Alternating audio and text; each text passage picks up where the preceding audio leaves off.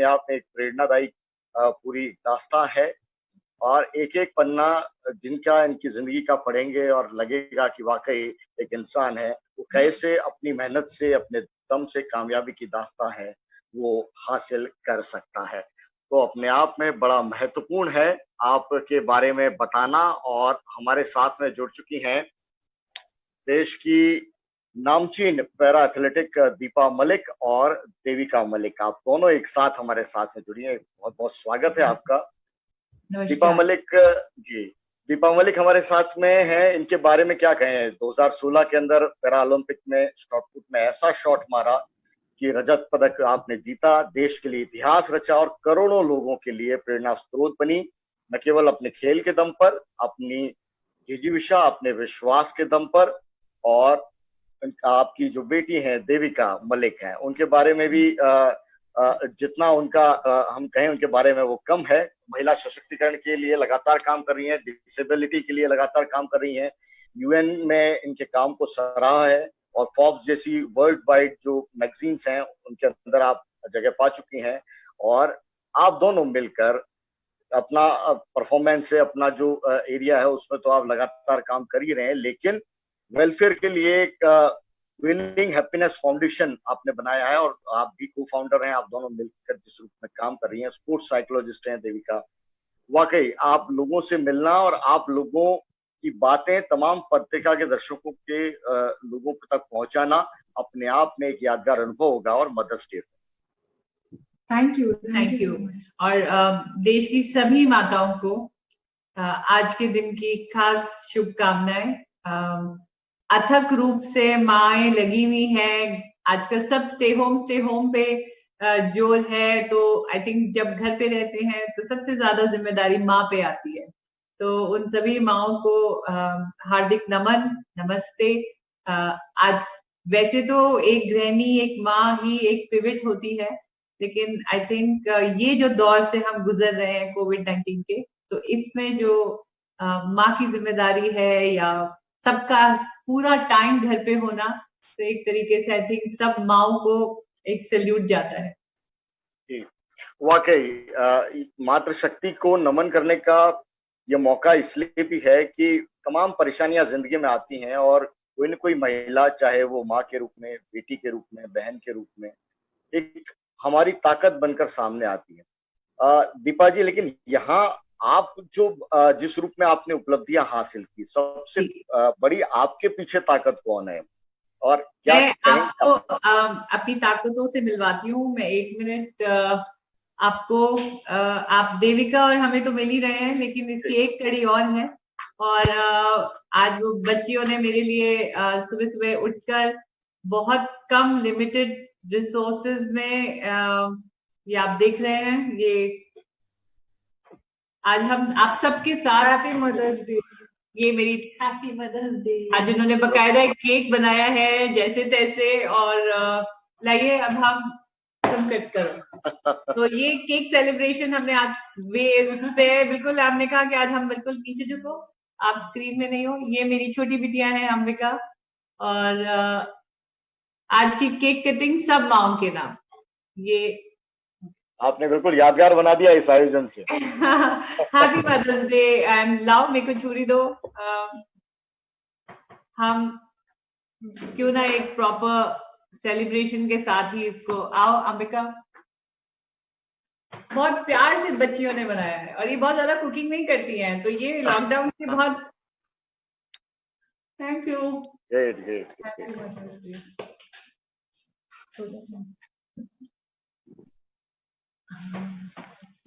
तो बहुत special day है आज। ये मेरा बच्चे ने बहुत अच्छा भी बनाया है केक।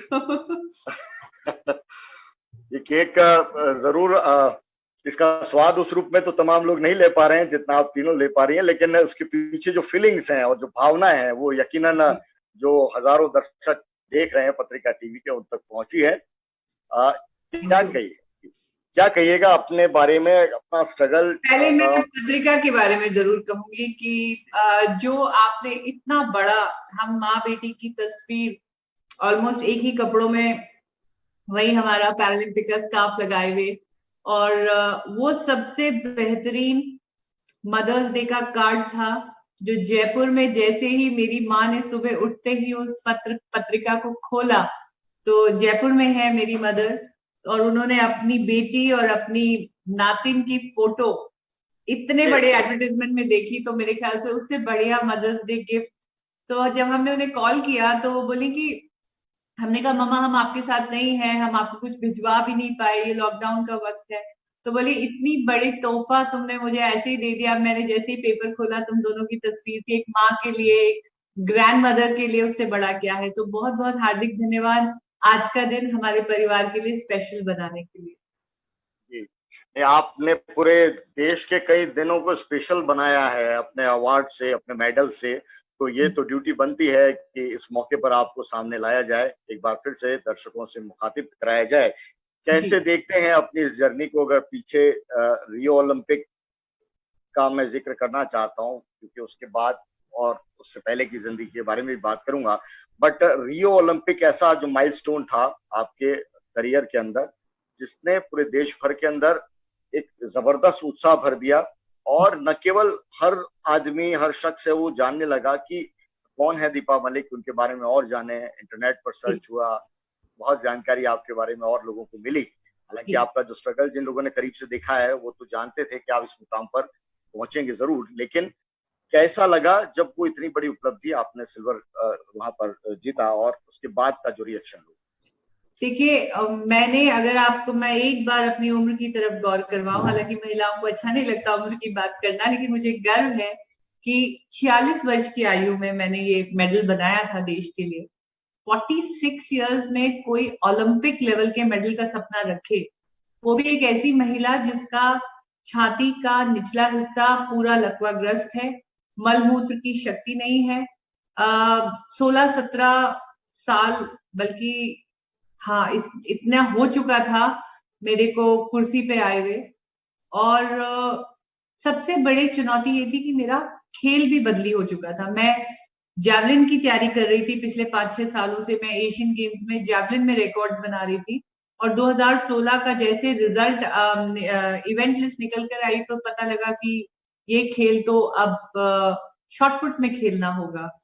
इतनी जल्दी वर्ल्ड रैंकिंग बना लेना, इतना जल्दी एक ओलंपिक के लिए क्वालिफाई कर लेना, तो सबसे ज्यादा चुनौतीपूर्ण क्या रहता है, वो है विश्वास कि क्या मैं ये कर पाऊंगी।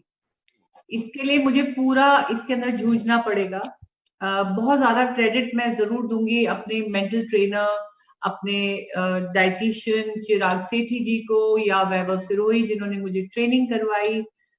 और पर वो लोग आते हैं 2-3 घंटे के लिए, ट्रेनिंग करा के चले जाते हैं। 24 घंटे के बचे हुए दिन, जो बचे हुए घंटे हैं, वो तो आप परिवार के साथ रहते हो। और मेरे साथ मेरी दोनों बेटियां रहती थी, और खासकर देविका जो खुद भी साइकोलॉजिस्ट है। तो एक अंदर से आपको खुश रखना, आपको मदद देना, आपको गिल्टी फील नहीं कराना, क्योंकि कई बार कई लोग कहते थे ये माँ तो अभी भी अपने ही करियर में लगी हुई है, बच्चियां भी बड़ी हो गई है, ना विवाह देख रही है, ना उनकी नौकरी पढ़ाई देख रही है, ये सुबह सुबह निकल जाती है स्टेडियम पे, शाम को फिर जिम में चली जाती है, और बचे हुए टाइम पे मुझे रेस्ट एंड रिकूप के लिए बोला जाता था। मेरे शरीर में रिकवरी बहुत धीरे आती थी। तो शायद ये बच्चियों की ताकत थी। एक बड़ा यूनिक घर है हमारा, जिसमें माँ बच्चों को खिलाने नहीं ले जाती है, बच्चे माँ को नहला धुला के तैयार करते हैं, बेटियां माँ का डायपर बांधती हैं, माँ के लिए उसके जूस और उसके प्रोटीन की बोतल पैक करती हैं, एक एक्स्ट्रा डायपर भी रखती हैं, और एक चेंज का कपड़ा रखती हैं। जैसे एक नन्हे बच्चे का बैग तैयार करती है माँ, वैसे इन दोनों बेटियों ने मेरे बैग तैयार किए, और दोनों मुझे खिलाने रोज लेके जाती थी। अगर ये मेरे को ना लेकर जाएं, या घर में ये मेरी सेवा ना करें, तो शायद वो ट्रेनिंग के जो घंटे हैं वो भी वेस्ट हो जाते। तो फिर एक ऐसे साल भर की जिंदगी, जिसमें कई बार ये भी होता था कि घर में अगर 4 अंडे बचे हैं तो वो बच्चे नहीं खाएंगे, वो माँ खाएगी क्योंकि माँ उस वक्त अपनी प्रोटीन की डाइट पे लगी हुई थी।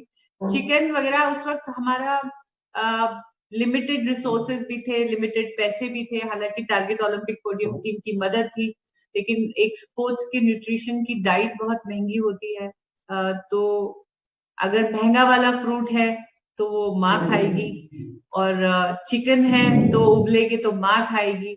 तो ये कुछ अजीब सा घर था हमारा। माँ अपना पेट काट के बच्चों को खिलाती है, लेकिन बच्चों ने मुझे खिलाया पिलाया। और फिर ये आप देख सकते हैं, ये मेडल हमारे घर में बनकर आया, जिसका श्रेय मैं सबको देती हूँ। और ये जो रियो का मेडल है, ये केवल एक मेडल नहीं बना सर, ये बहुत सारी उन महिलाओं के लिए एक उम्मीद बनकर आया कि उम्र कितनी भी हो, चाहे आपकी 25 वर्ष की बेटियां हो, चाहे आपकी डिसेबिलिटी ज्यादा हो, सपने में अगर जान है और हौसलों में आपके दम है तो आप कुछ भी कर सकती हैं। और इस मेडल के बाद मैंने बहुत महिलाओं के मैसेजेस सुने, चाहे वो एबल बॉडी हो चाहे डिसेबल बॉडी हो, कि आपने जो वो एज का एक बैरियर तोड़ा है और आपकी माँ बेटियों की जोड़ी ने जो एक मिसाल रखी है कि बच्चे माँ को कह रहे हैं आगे जाओ, तो उसकी सोच में बहुत परिवर्तन आया, बहुत परिवर्तन आया उसके बाद। वाकई जिंदगी के जो हिस्से आपने खोलकर दिखाए हैं, वाकई अपने आप में सुनते हैं, सुनने में ही एक भावनाएं उमड़ पड़ती हैं। तो आपने उस दौर को जिया है। देविका से पूछना चाहता हूँ, किस उम्र से आपने संभाला है दीपा जी को? मैं ये तो बिल्कुल नहीं बोलूंगी कि मैंने उन्हें संभाला है, क्योंकि मेरे बचपन में भी मुझे जब डिसेबिलिटी हुई थी, मेरा एक्सीडेंट हुआ था, उसके बाद मुझे हेमीप्लीजिया हुआ था, तो उस वक्त की मेरी तो खुद की कोई यादें नहीं है, सिर्फ जो मैं कहानियां सुनती हूँ या फोटोज देखती हूँ, क्योंकि मैं बहुत ही छोटी थी। तो उस वक्त भी मम्मी ने मुझे पूरा संभाला, फिजियोथेरेपी करवानी होती थी, ऑक्यूपेशनल थेरेपी करवानी होती थी, साथ साथ ये भी उन्हें ध्यान रखना होता था कि क्योंकि आपके शरीर में कोई फर्क है तो उससे आपके जो सेल्फ एस्टीम है या जो कॉन्फिडेंस है एक छोटे बच्चे का, उसमें कोई फर्क ना आए। तो ये भी उन्हें ध्यान रखना होता था कि मैं स्पोर्ट्स में पार्टिसिपेट करूं और स्कूल में पब्लिक असेंबली में सब जगह पार्टिसिपेट करूं। तो ये उन्होंने बहुत खूबी से किया, और जिस तरीके से उन्होंने मुझे बड़ा किया।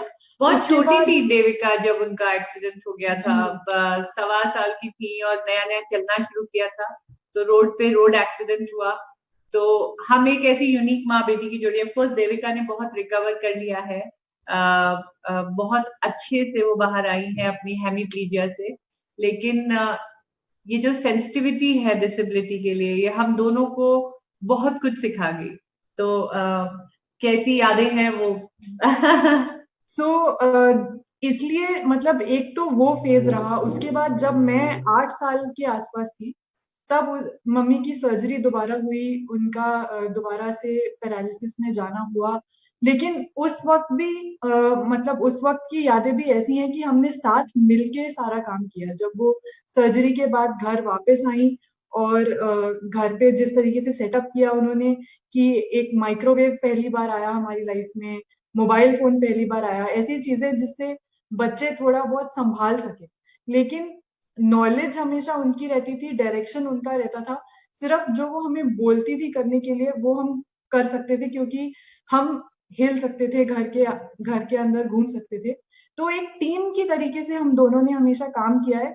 तो मैं बिल्कुल ये तो नहीं कह सकती कि मैंने उन्हें संभाला है किसी भी तरीके से, क्योंकि आज भी हम इस लॉकडाउन में हैं, जब से ऑलमोस्ट 2 महीने हो गए हैं, मोस्टली सारी कुकिंग मम्मी करती हैं, और घर किस तरीके से संभालना है, किस तरीके से सबको हाई स्पिरिट्स में रखना है, और ये इंश्योर करना है कि सारे रूल्स हम फॉलो कर रहे हैं, हाथ धो रहे हैं टाइम टू टाइम, मतलब सब कुछ मम्मी देखती हैं। और मम्मी का एक ये बहुत क्वालिटी है कि एक साथ बहुत सारी चीजें वो देख सकती हैं, सोच सकती हैं, संभाल सकती हैं। तो एक ये नहीं, अब ये बहुत अच्छी भाषा में बात कर रही है।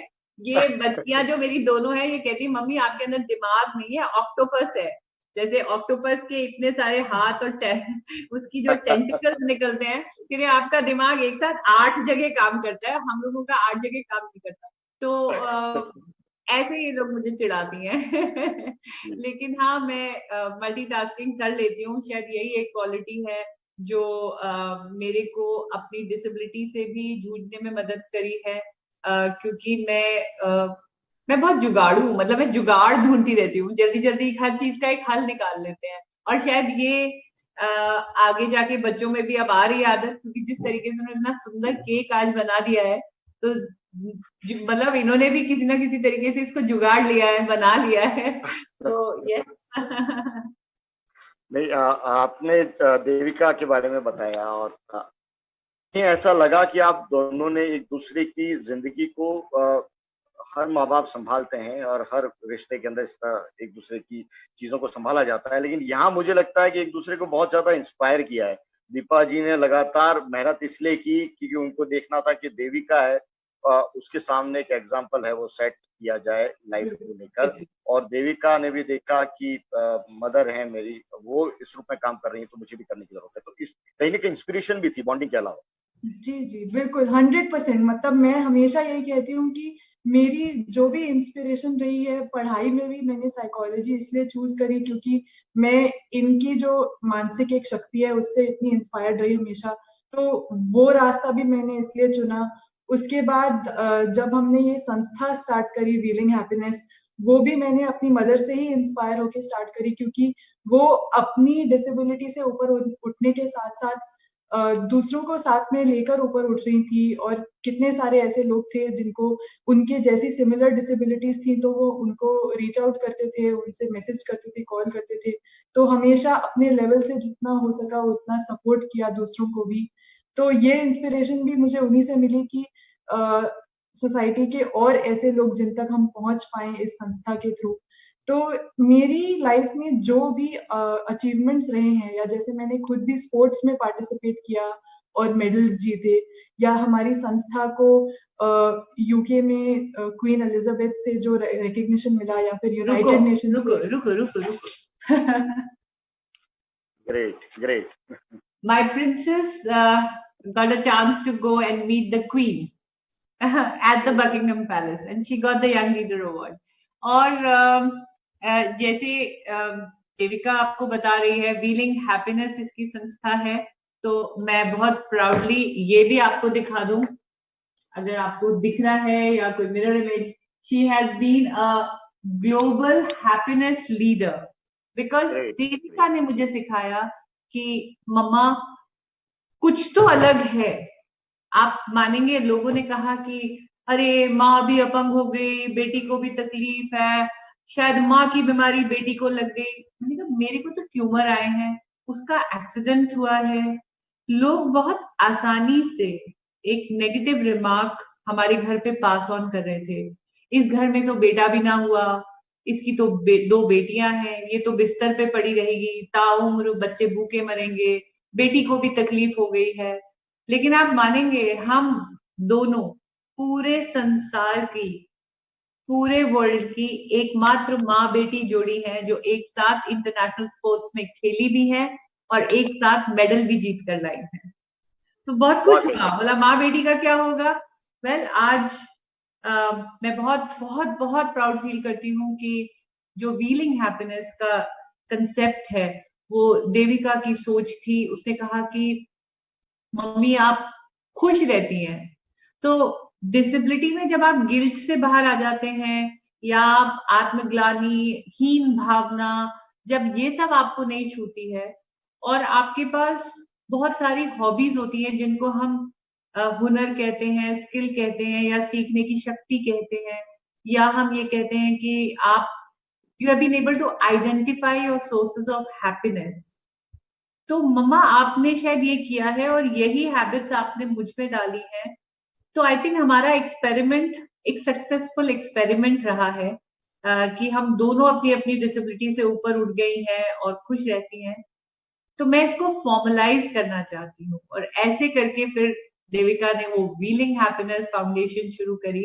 एंड आई थिंक आपको सुनना चाहिए कि व्हीलिंग हैप्पीनेस में क्या क्या काम होता है। मैं बिल्कुल उस पर आना चाहूंगा क्योंकि वाकई ये जिस रूप में आप काम कर रही हैं अपने आप में बड़ा है। लेकिन मैं थोड़ा सा तमाम जो दर्शक हैं उनको और थोड़ा सा पीछे ले जाना चाहता हूँ। दीपा जी, आप हैं वो स्विमिंग पहले आपने चूज किया, स्विमिंग के अंदर फिर बाद में आपने अपना गेम चेंज किया। मुझे बेसिकली आपसे इस सवाल के जरिए समझना है कि इस देश के अंदर कितना बड़ा चैलेंज है। अगर आप किसी तरह से फिजिकली अगर आप आप प्रॉब्लम में होते हैं और लेकिन स्पोर्ट्समैन बनना चाहते हैं या कुछ और भी बनना चाहते हैं, अपनी रूटीन लाइफ के अंदर रैंप भी नहीं मिल पाता जो चढ़ने के लिए जरूरी होता है, कितना बड़ा चैलेंज था आपके लिए उस वक्त में जो पूरा ट्रांसफॉर्मेशन आपका हुआ? पहले बिल्कुल ठीक आप होने लगी थी, आपका मैं इंटरव्यू देख रहा था, आपने बताया कि सब कुछ चलना फिरना शुरू हो गया, फिर आपने स्पोर्ट्स पर्सन आपने बनना तय किया, स्विमिंग का तो गेम को चुना और उसके बाद में फिर उस गेम को चेंज कर दिया, ट्रेनिंग, ये कई बहुत सारी ऐसी चीजें हैं जो लोगों के मन में बहुत सवाल हैं इसको लेकर कि दीपा मलिक ऐसी कौन सी ताकत है जिसने सारा एक काम आपसे करवा लिया? देखिए, एक औरत हार सकती है, एक पत्नी हार सकती है, एक बेटी हार सकती है, लेकिन एक माँ नहीं हार सकती।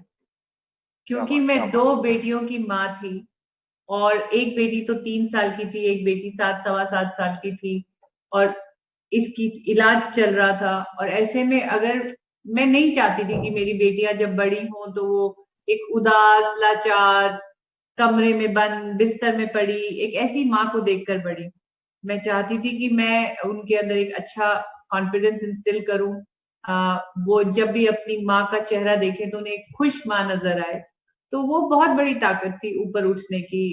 इस दिव्यांगता से छाती का निचला हिस्सा जाता रहा था, लेकिन जो सामाजिक सोच, जो समाज की तरफ से एक नकारात्मकता आई, नेगेटिविटी, कि ये तो अब इसके बच्चे तो मैगी और बिस्किटों पे पलेंगे, इसके बच्चे तो अब रुड़ेंगे, स्कूल की पेरेंट्स टीचर्स मीट कैसे अटेंड होगी, इसके जो हस्बैंड है वो तो बाहर रहते हैं। तो ऐसे करके बहुत सारी क्वेश्चंस मेरे ऊपर आए थे। और फिर व्हील चेयर पे मैं अपना मेहनत कर रही थी, मैं सीख रही थी व्हील चेयर को, मैं व्हील चेयर से घर चला रही थी, बच्चों के साथ बैठ के खाना बना रही थी। मेरे हस्बैंड तो कारगिल की लड़ाई में रहे, 1 साल उनकी पोस्टिंग नहीं हुई, पोस्टिंग हुई तो वो जयपुर में नहीं हुई, मेरी रिहैबिलिटेशन जयपुर में चल रही थी, फिर वहां नहीं हुई तो फिर वो झांसी पोस्ट हो गए। मैं फिर लड़ के कि नहीं अब तो मैं साथ ही रहने जाऊंगी, हालांकि लग रहा था कि फौजी लाइफ में कैसे रहेगी, वो हर 2 साल में नई पोस्टिंग में जाएंगे। मैं वहां से उठकर झांसी पहुंची ही थी 2 साल की रिहैबिलिटेशन के बाद। तो 1 साल के लिए फिर ऑफ पराक्रम हो गया, संसद में फायरिंग हो गई और वो फिर बॉर्डर पे चले गए। तो शुरुआती 3 साल में तो वो मेरे साथ थे ही नहीं। और ये परेशानी को देखते हुए और सामाजिक नकारात्मक को देखते हुए उन्होंने फौज छोड़ दी है सोच के कि अब दीपा को लिए लिए हमें कैसे फिरूंगा। तो वो जो सोच थी, उस सोच ने कि क्या दिव्यांगता के साथ, एक्चुअली दिव्यांगता तो अब कहने लगे हैं, तब उसे अपंगता कहा जाता था, अभिशाप कहा जाता था, कि उसके साथ क्या travel, fun, laughter, picnic, adventure, outdoor, sports, fashion, ये सारे शब्द मेरे आगे से हटा दिए गए थे, जबकि ये शब्द थे जो मुझे डिफाइन करते थे। मुझे फैशन का भी बहुत शौक है, मुझे आउटडोर का भी शौक है, मुझे स्पोर्ट्स का भी शौक है। तो ये जो चीजें हैं ये मुझे मंजूर नहीं थी। और आपने कहा कि चैलेंजेस क्या आए, तो एक ऐसी महिला जो एक फार्म हाउस में, एक रिमोट कॉर्नर में, जो बचपन से एक फौजी सिक्योर माहौल में बड़ी हुई, जिसने फौज के कंटोनमेंट के बाहर कुछ देखा ही नहीं, उसको एक सिविल वर्ल्ड में उतरकर पूरे इंडिया में ये बताना था कि it is all right to be on a wheelchair. मैं पैरालाइज हुई हूँ, मेरी आत्मा पैरालाइज नहीं हुई है। मेरे अंदर की औरत जो अभी भी खूबसूरत महसूस करती है, जो एक बच्ची को बड़ा कर रही है, और मैं नहीं चाहती कि कोई मेरी बच्ची को भी इसके लिए जज करे। तो ये सफर शुरू हुआ। और बिल्कुल आप सही कह रहे हैं, मुझे मोटरसाइकिल वापस चलानी थी, उसके लिए कोई सुविधा नहीं थी, मुझे बहुत लड़ना पड़ा, मुझे एक मोटरसाइकिल बनवानी पड़ी, फिर मुझे उसके लाइसेंस के लिए लड़ना पड़ा। फिर मैंने कहा मैं कार रैली भी करके दिखाऊंगी, तो उसका जो मॉडिफिकेशन था उसका अलग स्ट्रगल था, उसका लाइसेंस बनवाना एक अलग स्ट्रगल था, एक मोटर व्हीकल एक्ट पास करवाना जिसमें मेरी गाड़ी में लगे हुए गैजेट पास हो जाएं, फिर इंश्योरेंस की लड़ाई लड़ना, because without high risk insurance आपको वहां नहीं जाने देते। और फिर सडनली 36 साल की उम्र में मुझे खेलना भी था। तो इस उम्र में क्या महिला खेलती है, और जब खेलने आई तो देखा कि बहुत पॉलिसीज में कमी थी, इंफ्रास्ट्रक्चर में कमी थी, अवेयरनेस में कमी थी, और उसमें मैं बहुत श्रेय दूंगी देविका को, क्योंकि जब हम कॉमनवेल्थ गेम्स के लिए दोनों, ये मेरी अटेंडेंट बनकर आई, बल्कि कई बार पूछते थे कि खेल कौन रहा है, माँ खेल रही है कि बेटी खेल रही है लेकिन फाइनल ईयर में थी ग्रेजुएशन के, और वहां पे जब हम इंटरनेशनल लोगों से मिले तो देविका ने उस समय का बहुत सदुपयोग किया। उसने इंटरनेशनल कमेटी के लोगों से बात करी, उसने ऑनलाइन क्या सिस्टम होता है उसको समझा, फिर अलग अलग देशों में ईमेल लिख के उनकी स्पोर्ट्स पॉलिसी क्या है वो मंगवाई, और हम दोनों ने मिलके प्रोजेक्ट को फिर फील्ड किया ब्यूरोक्रेट्स पॉलिटिशियंस के सामने, और फिर 2012 में मुझे मेंबर ऑफ प्लानिंग कमीशन बना लिया गया as appointed by the HRD division, और मैंने डिसेबिलिटी स्पोर्ट्स की पॉलिसीज पे भी काम किया। तो चैलेंज तो बहुत थे, और फिर मुझे दिल्ली आना था। अब मैं दिल्ली अकेले कैसे आऊं, हालांकि लोगों ने मदद करी, लेकिन फिर 24 घंटे तो कोई साथ रहेगा। मैं अपना रेस्टोरेंट बंद करके जो मैं चलाती थी दिल्ली आई, और अपने, देखिए एक टीनेजर बच्चा होता है जो 20 साल की बच्ची है, उसका अपना ग्रुप है, अपने दोस्त हैं, अपना कंफर्ट है, अपनी आइडेंटिटी है। वो देविका फर्ग्यूसन कॉलेज में पढ़ रही थी पुणे में, अच्छा कर रही थी, लेकिन क्योंकि मैं दिल्ली में आके ये सब करना चाहती थी तो उसने अपना पोस्ट ग्रेजुएशन फिर दिल्ली यूनिवर्सिटी से किया, मेरे साथ शिफ्ट हुई, और वहां से शायद हम दोनों एक टीम में आगे बढ़े। तो जो चैलेंजेस हमने फेस किए वो चैलेंजेस दूसरों को ना फेस करने पड़े, इसलिए देविका ने फिर व्हीलिंग हैप्पीनेस भी बनाई, उसके थ्रू हम फॉर्मल, मैं गवर्नमेंट के तरफ से काम कर रही थी, देविका व्हीलिंग हैप्पीनेस में से काम कर रही थी, और फिर हम दोनों को एक पर्पस ही मिल गया। तो अब हम दो सहेलियों की तरह काम करती हैं। तो मैं तो कहती हूँ कि ये जो जर्नी है उसने हमें माँ बेटी से ज्यादा दो बहुत अच्छी सहेलियां बना दिया है। तो वो भी अपने आप में एक बहुत अच्छी बात है, जो लोग कहते हैं कि सबसे अच्छा तरीका बच्चों का दोस्त बनकर उन्हें बड़ा करने का है। तो ये हमारी जर्नी है जी। एक सवाल मेरे जहन में आ रहा है, आपने कहा कि आप रेस्टोरेंट भी चला रही थी, एक ऐसी लाइफ आप सेटल लाइफ जी रही थी, आर्मी बैकग्राउंड, आपके हस्बैंड आर्मी के अंदर, परिवार के अंदर सभी आप लोग, तो आपने जब ये स्ट्रगल शुरू हुआ लाइफ का जब स्ट्रगल शुरू हुआ तब आपने ये स्पोर्ट्स का रास्ता जो चुना, क्या स्पोर्ट्स में आपकी पहले से आपको इंटरेस्ट था, या आपने चीजों को नए सिरे से देखा, अपनी लाइफ को देखा और लगा कि नहीं स्पोर्ट्स के अंदर ही जाना? देखिए मैं ऐसा हर वो तरीका ढूंढ रही थी जिससे मैं एबिलिटी बियॉन्ड डिसेबिलिटी को प्रूव कर सकूं, कोई ऐसा माध्यम जो मुझे मिल जाए जिसमें मैं अपने आप को ये बता सकूं कि आई एम फिट। व्हीलचेयर पे बैठती हूँ क्योंकि मेरी टांगे कमजोर है, इसका ये मतलब नहीं है मैं ताउम्र बीमार हूँ। लोग चश्मा लगाते हैं कमजोर आंखों के लिए, मैं कमजोर टांगों के लिए व्हीलचेयर पे बैठती हूँ। तो ऐसा ऐसा नजरिया क्यों है लोगों का डिसेबिलिटी की तरफ, मुझे उस नजरिए से एक ऑब्जेक्शन था। तो मैंने बहुत कुछ किया, जैसे मैंने आर्थिक आत्मनिर्भरता के लिए एक रेस्टोरेंट चलाया सबसे पहले, तो मैंने वहां से पैसे कमाए। रेस्टोरेंट बंद हो गया तो फिर मैं मोटिवेशनल स्पीकर बनी, उसमें भी देविका मेरी बहुत मदद करती है, मैनेज करती है, वो मेरी मैनेजर भी हैं, वो सब जगह ईमेल्स डालती हैं, वो पिच करती हैं, और मेरा सारा कैलेंडर देखती हैं, साथ ही वो मेरी जो कंटेंट है, जब मैं बोलने जाती हूँ तो प्रेजेंटेशन देविका बना कर देती है। तो she is the wind beneath my wings. And तो मैं बनना तो मोटरसाइकिलिस्ट चाहती थी, लेकिन जब मुझे डॉक्टरों ने ये समझाया कि आपको अपनी अपर बॉडी स्ट्रॉन्ग करनी पड़ेगी, और सडनली आप एक मोटरसाइकिल पे शरीर को बांध के जब स्पीड पे चलेंगी, मूवमेंट में आएंगी, तो आपके ब्रेन में चक्कर आ सकते हैं, आपको मूवमेंट की जो बॉडी मूवमेंट को यूज टू होना पड़ेगा। तो आप पानी में एक्सरसाइजेस करिए, एक फ्री होकर बॉडी को हाइड्रोथेरेपी करिए।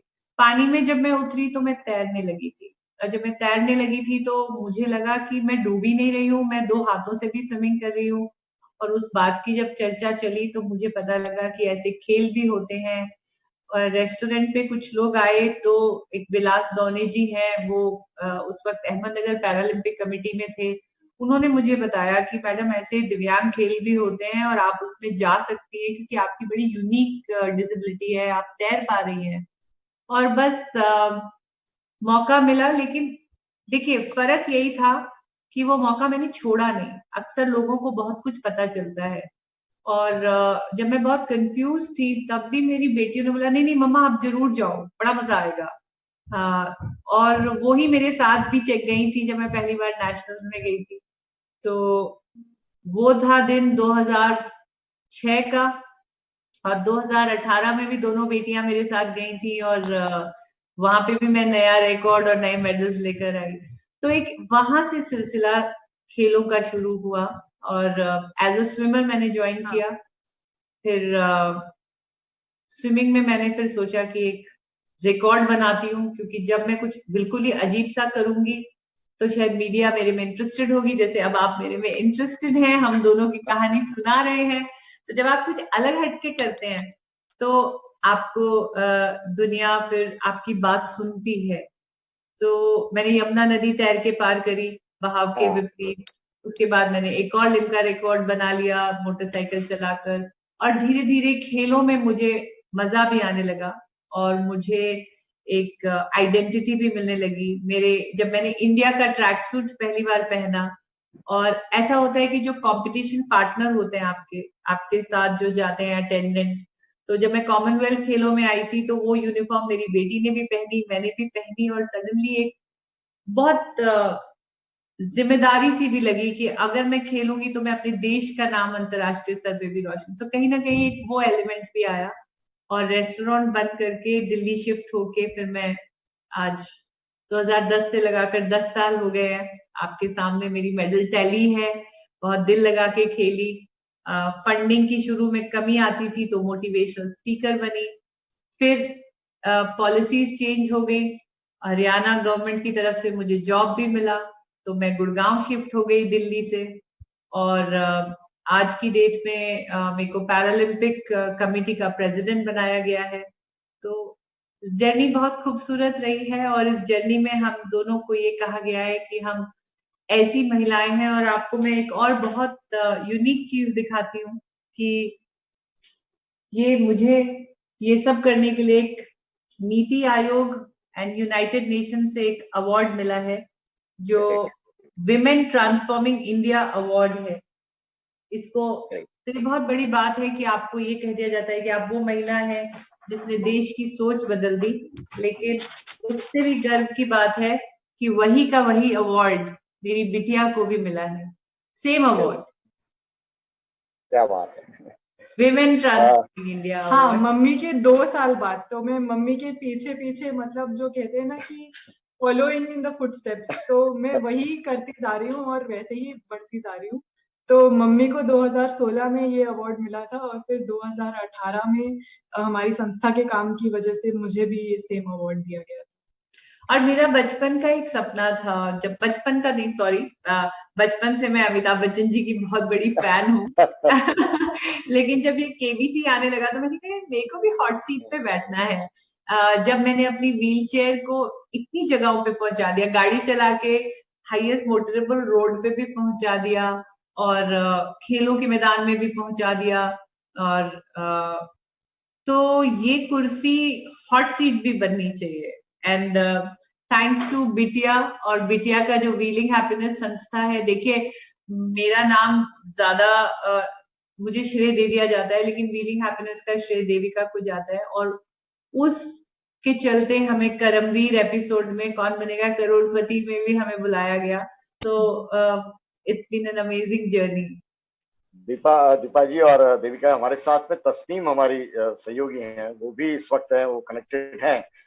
तस्नीम, आपने पूरी कन्वर्सेशन सुनी, क्या कुछ कहना चाहती हैं दीपा मलिक और दीपिका दोनों को? तस्नीम, आप सुन पा रही हैं? उनका कनेक्शन शायद थोड़ा जी विंडो में कनेक्ट होंगे, लेकिन वो बहुत आप दोनों से मिलने के लिए बहुत बेताब थी और बहुत इंतजार कर रही थी। अभी दिख रही थी वो हमको ऑन स्क्रीन पे, मेरे ख्याल से जी कुछ डिस्कनेक्शन हो गया है। जी जी, वो वापस जुड़ जाएंगे अपने सवालों के साथ में। लेकिन आपने बताया व्हीलिंग हैप्पीनेस के बारे में हम बात करना और चाह रहे थे। ये जो कंसेप्ट शुरू हुआ, ये कैसे शुरू हुआ ये तो आपने बताया, लेकिन इसका कोर इशू क्या है, इसका कोर मकसद क्या है, आप क्या चाहते हैं इस संस्था के जरिए, कैसे आप बदलाव है अगर लाने की बात करते हैं तो उसका तरीका क्या हो? सर, अगर हम बोलते हैं कि सुगम्य होना चाहिए भारत को, या लोगों की मानसिकता ऐसी होनी चाहिए कि डिस्क्रिमिनेट ना करें डिसेबल्ड लोगों के अगेंस्ट, तो उसके लिए ये जरूरी है कि जिनको डिसेबिलिटी है वो उन्हें हम बाहर आम जगहों पर देख सकें। क्योंकि सुगम्यता कम है तो हम डिसेबल्ड लोगों को बाहर आम जगहों पर देखते नहीं है, तो हम सोचते हैं कि शायद इतनी बड़ी संख्या नहीं है। लेकिन पीपल विद डिसेबिलिटी जो है वो दुनिया की सबसे बड़ी माइनॉरिटी है। अगर 7 बिलियन लोग हैं तो उसमें से 1 बिलियन पीपल विद डिसेबिलिटीज हैं। तो इसीलिए ये मुहिम है कि लोग बाहर पहले आएंगे या पहले आप सुगम्यता लाएंगे। तो इन दोनों चीजों को साथ साथ में होना है, और इसके लिए सबसे जरूरी चीज ये है कि लोगों की जो मानसिकता है वो बदले, घर से शुरू होकर। तो कुछ चीजें हम ऐसी करते हैं, जैसे हम गांव-गांव में जाके वर्कशॉप करते हैं डिसेबिलिटी अवेयरनेस के ऊपर। तो उसमें हम दिव्यांगजनों को भी बुलाते हैं, साथ-साथ में उनके परिवारजनों को भी बुलाते हैं, ताकि उनकी मानसिकता में भी ये बदलाव आए कि मेरा कोई बच्चा है अगर जो डिसेबल्ड है, या कोई बड़े भी हैं हमारे घर में, तो वो अपनी जिंदगी में आगे और क्या-क्या कर सकते हैं। उनके पास भी अपॉर्चुनिटीज हैं, और एक थोड़ा हमारे सपोर्ट के साथ वो भी कुछ कर सकते हैं। क्योंकि कई बार मानसिकता ये बन जाती है कि अच्छा, शायद अब हमें ही जिंदगी भर इस बच्चे को सपोर्ट करना पड़ेगा और ये अपने पैरों पे नहीं खड़ा हो पाएगा। तो वो एक मानसिकता बदल रहे हैं। उसके साथ ऐसी भी चीजें जुड़ी हैं कि बहुत सारे जो डिसेबल्ड लोग हैं वो गरीब तबके से बिलोंग करते हैं। तो उनको वो सारी जरूरत की चीजें पहुंचाना, जैसे कि व्हील चेयर्स हैं, या क्रचेस हैं, या दूसरी डिसेबिलिटी एड्स हैं, या फिर इवन उनकी डाइट रिक्वायरमेंट्स, जैसे अगर कोई पर्सन विद डिसेबिलिटी है जो कहते हैं कि हम स्पोर्ट्स में आना चाहते हैं, तो उनको उसके लिए गाइड करना, उनकी डाइट रिक्वायरमेंट प्रोवाइड करना, उनके स्पोर्ट्स के इक्विपमेंट प्रोवाइड करना। साथ ही साथ काउंसलिंग की बहुत जरूरत होती है दिव्यांगजनों को भी और उनके परिवारजनों को भी, ये समझने के लिए कि किस तरीके से अब इस नई जिंदगी में आगे बढ़ना है। स्पेशली जो लोग लाइफ में थोड़ा लेट जिनको डिसेबिलिटी होती है, जैसे मम्मी जब 30 साल की थी तब उनको पैरालिसिस हुआ, तो एक तरीके से जिंदगी को दोबारा शुरू करना, उसके लिए जो काउंसलिंग होती है, एक तो ये सारे काम हम करते हैं। दूसरा एडवोकेसी जिसे कहते हैं, कि यूनाइटेड नेशंस के लेवल पे जाके या फिर कॉमनवेल्थ के लेवल पे जाके पॉलिसीज में काम करना, ताकि उस लेवल पे जो पॉलिसीज बने, फिर जब वो नेशनल लेवल पे इम्प्लीमेंट होती हैं तो उससे सबका फायदा होता है। और डिसेबल्ड लोगों के लिए जितनी भी पॉलिसीज बनती हैं या जितनी भी फैसिलिटीज होती हैं, जैसे आज के डेट में कीबोर्ड्स जो हम यूज कर रहे हैं, या लिफ्ट्स यूज कर रहे हैं, ये चीजें इनिशियली कीबोर्ड्स बनाए गए थे ब्लाइंड लोगों के लिए, और आज पूरी दुनिया उसका फायदा उठा रही है।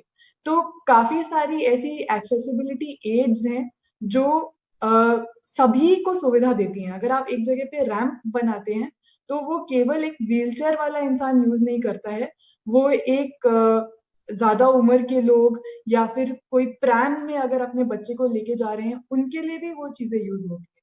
जैसे, तो ये तो एक काम हो गया कि सुगम्यता और मानसिकता पे काम करना और एम्पावरमेंट पे काम करना पीपल विद डिसेबिलिटीज के लिए। लेकिन अभी जैसे लॉकडाउन का समय है, तो हम ये भी हमारी कोशिश जारी है कि जो ऐसे परिवार हैं जिनमें डिसेबल्ड मेंबर्स हैं, स्पेशली जो ऐसे तबके से बिलोंग करते हैं जो डेली वेजर्स हैं, तो इस वक्त उनके पास काम नहीं है, तो वो घर पे राशन किस तरीके से आएगा, स्पेशली आपके घर पे अगर एक दिव्यांगजन है तो उनका राशन प्रोवाइड कर रहे हैं। साथ ही साथ उनको जैसी चीजों की जरूरत होती है, अडल्ट डाइपर्स की जरूरत होती है, तो वो सारा कुछ अभी इस लॉकडाउन के समय में हम प्रोवाइड कर रहे हैं।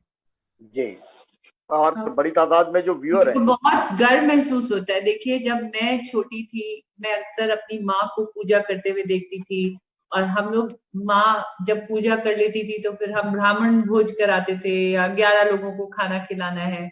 और मेरी माँ मुझे हमेशा यही सिखाती थी कि, मेरी सास भी मुझे यही सिखाती थी कि भाई सबसे बड़ा दान है, आप अन्न दान करते हैं या आप भोजन किसी को खिलाते हैं। और मैं बहुत गर्व से कह रही हूँ आज की ये बिटिया सुबह 4 बजे उठ जाती है, फिर वो हैप्पी जनता किचन जो ये चला रही है डेली वेजर्स के लिए, फिर अपना कैमरा ऑन, जैसे हम आपसे मुखातिब हो रहे हैं वैसे वो कभी व्हाट्सएप कॉल है या जैसा भी लाइव करके किचन में क्या प्रोग्रेस चल रही है वो देखती है। अलग अलग जगहों पे लोगों को आइडेंटिफाई किया है, उन्हें फंडिंग भेजी है, फिर वहां के जो लोकल गवर्नमेंट के ऑफिसर्स हैं या पुलिस उधर खड़ी है तो उनसे बात करवाई जाती है कि क्या वाकई ये लोग खाना बांट रहे हैं। तो मतलब कम से कम 60 परिवार का खाना पीना, और रोज खाना बनाकर डेली वेजर्स को बंटवाना, करीबन 150-200 लोगों का खाने के पैकेट रोज निकलवाना। तो एक 28-29 साल की बच्ची अगर अपने जीवन को ऐसे काम में लगा रही है, एक मदर के लिए थोड़ा सा डिफिकल्ट था। मुझे लगा था कि जैसे कॉर्पोरेट जॉब होता है या साइकोलॉजिस्ट हैं तो फिर प्रॉपर हॉस्पिटल में जाके साइकोलॉजी करें, क्लीशे जॉब जिसे हम कहते हैं। लेकिन जब से मैंने इसका पैशन देखा है इस सोशल वर्क में, तो मुझे लगता है क्यों नहीं, और खासकर आज का समय जब हम ह्यूमैनिटी को इतना उड़ रहे हैं, हमें समझ आ रहा है कि ये सारी चीजें, मटेरियलिस्टिक चीजें हमारे को इतना काम नहीं है। हमारी गाड़ी भी रुकी खड़ी है, हमारी दफ्तर बंद पड़े हैं, जो काम आ रहा है वो मानवता की भावना काम आ रही है आज के। और इस बच्ची में ये है, तो मैं इस भावना को तोड़ना नहीं चाहती। कम से कम एक इंसान ऐसा है, और वो मेरी खुशकिस्मती है कि वो मेरी बच्ची ऐसी है जो ऐसा बन के उठी है। तो मुझे लगता है इसको जो ये कर रही है करने देना चाहिए। जब आप इतनी देविका के बारे में बात कह रही हैं तो लोगों के मन में ये सवाल होगा कि दीपा जी बहुत स्मार्ट प्लेयर है, उन्होंने कोच भी बदल लिया अपना तुरंत। आपके हस्बैंड आपके हस्बैंड है वो कोच हुआ करते थे, देविका हो गई है क्या? नहीं, पापा तो एक्चुअली मोस्टली ऐसा रहा कि उन्हें बाहर ही रहना पड़ा, क्योंकि पहले वो आर्मी में थे तो उनकी फील्ड पोस्टिंग्स होती थी। उसके बाद आर्मी छोड़ने के बाद उन्हें जॉब भी ऐसी जगह मिली कि वो बहुत ही रिमोट एरिया में थे। तो पापा आए थे जब ऑलमोस्ट पैरालंपिक्स में जाने का टाइम हो रहा था 2016 में। उससे 2 महीने पहले पापा आए थे, और पापा मतलब मम्मी को सपोर्ट करते थे इस तरीके से कि ट्रेनिंग वगैरह में मदद करने के लिए। तो जब भी इंटरनेशनल टूर्नामेंट में जाना होता है तो ऐसा होता है कि आप अपने साथ एक जना घर से लेके जा सकते हैं। जो लोग व्हील चेयर पे कम्पीट करते हैं उनको ये अलाउंस होता है, क्योंकि जब आप कंपटीशन करेंगे वो तो आप अपने बल पे करेंगे, लेकिन उसके अलावा आगे पीछे जो आप वहां पे रहते हैं उसमें जो थोड़ा असिस्टेंस की जरूरत होती है, उसके लिए फिर पापा ने वॉलंटियर किया था कि वो साथ में गए। एक ही गेम में हाँ, पैरालंपिक्स, रियो पैरालंपिक्स के टाइम। रियो में उनको ले जाने की इसलिए सोची गई थी कि रियो जाने से पहले मेरे पे हाई कोर्ट पे केस कर दिया गया, तो कहीं ना कहीं एक सैबोटैज का डर परिवार में हो गया था। मेरे माँ बाप बहुत डर गए थे कि दीपा, जब तुम्हें हाई कोर्ट तक घसीटा जा रहा है सिलेक्शन के लिए, उस हाई कोर्ट के केस में भी देविका ने जितनी रिसर्च करी लॉयर्स के साथ पूरी पूरी रात बैठ के, मैं हैट्स ऑफ टू हर। ये बहुत अच्छा जो आईपीसी के रूल्स थे इन्होंने वो डाउनलोड किए लॉयर्स के साथ बैठ के। तो जब वो कोर्ट केस हुआ मेरे पे, मेरे सिलेक्शन के ऊपर, तब एक डर रहा परिवार में, तो उन्होंने कहा नहीं अब कर्नल साहब साथ जाएंगे। तो अदरवाइज वो ज्यादा मेरी जर्नी में घुसते नहीं है। आप बहुत अच्छे सराउंडिंग जो लोग हैं आपके आसपास, वो उन्होंने हमेशा आपका साथ दिया है, आपकी बातचीत से बिल्कुल साफ है। अच्छा, स्पोर्ट्स साइकोलॉजिस्ट की आपके पास में आपने एक्सपर्टीज है देविका, और अगर हम बाहर देखते हैं अदर कंट्रीज में, फॉरेन कंट्रीज में, और यहाँ स्पोर्ट्स साइकोलॉजिस्ट और वो भी पैरा ओलंपियन और इस कैटेगरी के अंदर, किस रूप में आप बहुत बड़ा फर्क है वो देख पाते हैं क्या, नजरिए का, प्रोफेशनलिज्म का, सुविधाओं का? देखिए, मेरी जो डिग्री है वो साइकोलॉजी में है। मैंने बैचलर्स मास्टर्स दोनों साइकोलॉजी में किया है। लेकिन प्रोफेशनल एक्सपीरियंस जो मेरा रहा है वो मैंने काफी जल्दी ही ग्रेजुएट करने के बाद ये संस्था शुरू कर दी थी। तो मैं जो काउंसलिंग प्रोवाइड करती हूँ वो मैं एक वॉलंटरी तौर से प्रोवाइड करती हूँ। जो लोग स्पेशली जिनको मैंने कहा कि बाद में डिसेबिलिटी आती है, कि आप 20 साल तक चल फिर रहे हैं, उसके बाद एक दिन आप चल फिर नहीं पा रहे हैं, तो किस मानसिक रूप से किस तरीके से उस चीज से डील करना है, उसमें मैं ज्यादा सपोर्ट कर पाती हूँ। लेकिन स्पेसिफिकली जो स्पोर्ट्स साइकोलॉजिस्ट होते हैं, जो आपको कंपटीशन के लिए तैयार करते हैं मानसिक रूप से, वो एक चीज है जो एक कलेक्टिव साइंस होती है। ये अगर आप स्पोर्ट्स में पार्टिसिपेट कर रहे हैं, आप एथलीट हैं, साथ में कोच की जरूरत पड़ेगी, साथ में न्यूट्रिशनिस्ट की जरूरत पड़ेगी जो आपको सही डाइट देंगे, साथ में एक स्पोर्ट्स साइकोलॉजिस्ट या मेंटल ट्रेनर की भी जरूरत पड़ेगी, और साथ में एक फिजिकल ट्रेनर की भी जरूरत पड़ेगी जो कोचिंग से थोड़ा अलग आपकी बॉडी को तैयार करना। तो ये सारे मिलके एक टीम बनाते हैं, तब जाके एक एथलीट जो है वो इंटरनेशनल लेवल पे, मतलब जिस तरीके की अचीवमेंट मम्मी की हुई है वैसी एक अचीवमेंट हो पाती है। तो ये जो मेंटालिटी है, ये इस चीज को समझने की कि हाँ, स्पोर्ट्स साइकोलॉजिस्ट की भी जरूरत है, टीम में बाकी लोगों को भी की भी जरूरत है। इंडिया में ये आया है, स्पेशली अगर आप देखेंगे पिछले 10 साल में जो बदलाव आया है, या पैरालंपिक्स में स्पेसिफिकली अगर आप देखें तो रियो 2016 से पहले जो तैयारी रही, जिसकी वजह से हम पैरालंपिक्स में 4 मेडल ला पाए, वो ये बदलाव आया है पिछले 5 साल में या 6 साल में। और अब मैं ऐसा समझती हूँ, जो मैं देख पा रही हूँ कि इंडिया की जो स्पोर्ट्स इंडस्ट्री है या जो स्पोर्ट्स फ्रेटर्निटी है, वो इस चीज को अब समझती है कि सिर्फ एथलीट ग्राउंड पे जाके ट्रेन करे या सिर्फ कोच और एथलीट आपस में काम करे, उसके अलावा भी एक जो इंफ्रास्ट्रक्चर होता है, एक मानसिक रूप से एथलीट को तैयार करना, उसकी डाइट को देखना, ये सब अब हो पा रहा है। और जैसे मम्मी ने बताया कि टॉप 6 स्कीम है, टारगेट ओलंपिक पोडियम स्कीम, तो ऐसी सब स्कीम्स की वजह से और गवर्नमेंट की असिस्टेंस की वजह से ये चीजें अब सामने आ पा रही हैं और लोग बेहतर समझ पा रहे हैं इन चीजों। पर्सनली मैं भी अगर क्रेडिट दूं तो मैं प्रीति गुप्ता जी को, जो मेरी मेंटल ट्रेनर रही थी ड्यूरिंग मेरी रियो की तैयारी में, क्योंकि बहुत डाउट्स थे लोगों को कि 46 वर्ष की जो महिला है वो कैसे मेडल बनाएगी, वर्ल्ड रैंकिंग 9-10 पे चल रही है, ये कहाँ वहां जाके मेडल जीतेगी। तो अंदर का भरोसा जगाना। और मेरे को प्रॉब्लम बहुत होती थी, मैं नॉइज से बहुत डिस्ट्रैक्ट होती थी। जब जब खेलने के टाइम कुछ आपने देखा होगा, कुछ एथलीट्स ऐसे ऐसे करके क्राउड को उठाते हैं कि क्राउड चिल्लाता है तो उनके अंदर का, तो वो उनका मेंटल स्टेटस है। मेरे अंदर क्या है, क्योंकि मेरा ब्रेन बॉडी से बहुत ज्यादा कनेक्टेड नहीं है और न्यूरोलॉजिकल न्यूरॉन्स में इंजरी है स्पाइनल कॉर्ड में, तो मेरा ब्रेन डिस्ट्रैक्ट होता था आवाजों से। अगर कोई आवाज, और जब आप कंपटीशन ग्राउंड में होते हैं तो खाली आप ही का इवेंट नहीं चल रहा होता, दूसरी साइड डिस्कस भी चल रहा होता है और ट्रैक के ऊपर रेसिंग भी चल रही होती है, पूरा जो स्टेडियम है वो चिल्ला रहा होता है।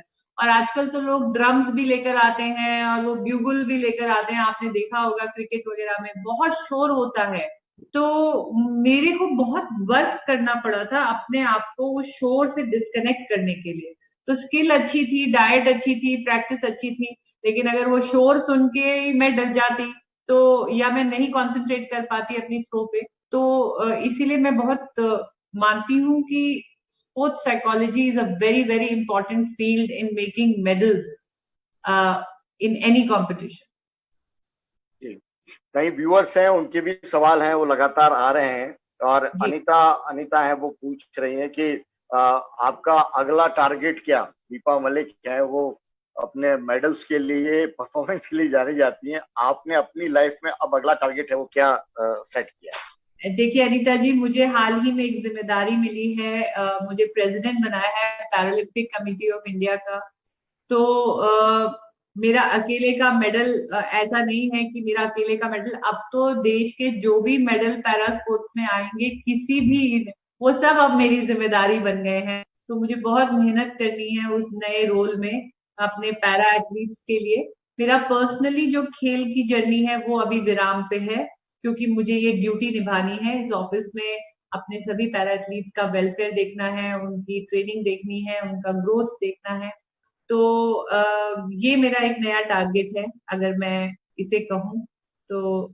हाल में ये जिम्मेदारी को मैं बहुत कोशिश कर रही हूँ कि मैं बहुत बेहतरीन तरीके से निभा सकूं। एक सवाल आप दोनों के लिए कॉमन है, आपका देविका के लिए सपना क्या है?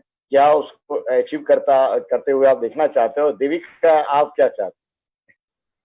अगर मैं जाऊं या आप पहले जाओ? ओके।